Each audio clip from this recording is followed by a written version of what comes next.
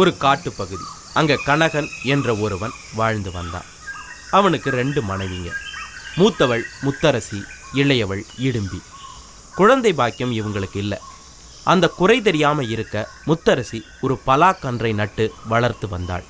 அது வளர்ந்து பூத்து காய்த்து பழுத்து சுவையான பழங்களை கொடுக்க ஆரம்பிச்சுது.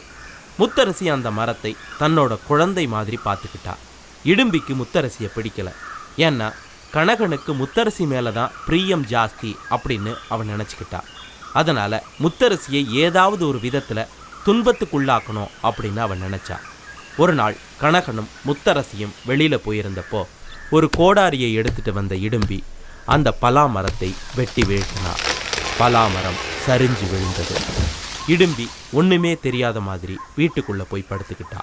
வீட்டுக்கு திரும்பின முத்தரசி பலாமரம் விழுந்து கிடந்ததை பார்த்ததும் கதறி அழ ஆரம்பிச்சா. கனகனால் அவளை சமாதானப்படுத்த முடியலை. அந்த நேரம் பார்த்து ஔவையார் அங்கே வந்தாங்க. உடனே கனகனும் முத்தரசியும் தங்களோட சோகத்தையெல்லாம் மறைச்சிக்கிட்டு வீடு தேடி வந்த ஔவையாருக்கு நல்ல உணவு கொடுத்து உபசரித்தாங்க. ஔவையாருக்கும் வயிறும் மனமும் நிறைஞ்சுது. கனகன் முத்தரசியோட வாட்டம் புரிஞ்சுது. ஔவையார் வெளியில் வந்தாங்க.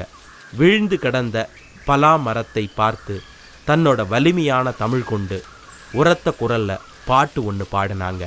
கூரிய வாளால் குறைபட்ட கூன்பலா, ஓரிலையாய் கொம்பாய் உயர் மரமாய் சீரிய வண்டு போல் கொட்டை வளர் காயாய் பின் பழமாய் பண்டு போல் நிற்க பணி என்று ஔவையார் பாட பாட வெட்டப்பட்டு வீழ்ந்த மரம் மீண்டும் உயர எழுந்து நின்றது.